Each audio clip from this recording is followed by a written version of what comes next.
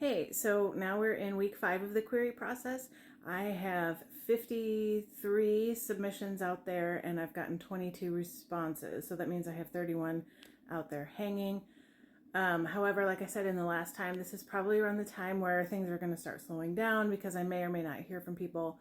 Some people do have timelines that are really long. So like they may not even get back to me for like 8 weeks if they get back at all. So I do have alarms, like notifications set on these agents at these specific times just to make sure that I'm keeping on top of it. I'm keeping track of all of this in Query Tracker. I know some people they put together spreadsheets and all that stuff. And honestly, I don't want to do the extra work because Query Tracker has all the information I need about all these things, like how I submitted to them and,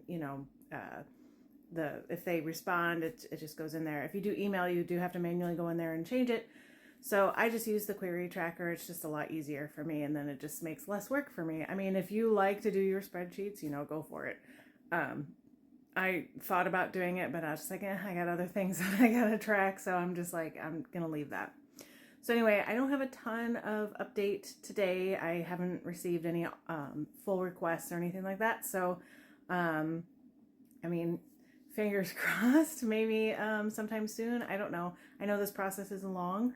I will say that this is probably the easiest part of it because once you do get an agent, then your book goes on submission. So they're trying to sell your book to the publishers. And that is like a long time from what I understand. I do have a friend that is in that process right now, and it just takes a while. So anyway, that's all I've got today. Hopefully next week is better. Today in the US is a holiday, so I may not hear anything at all. Typically I hear on Mondays and Fridays because when agents are going through their email lists or whatever, or doing bulk. Oh, I did want to mention that in Query Tracker you can look up an agent's query timeline. And depending on, whether or not they use the form within Query Tracker to do their submissions or not, you can see who not the people, but you can see all the rejects or the full requests or whatever that they've done.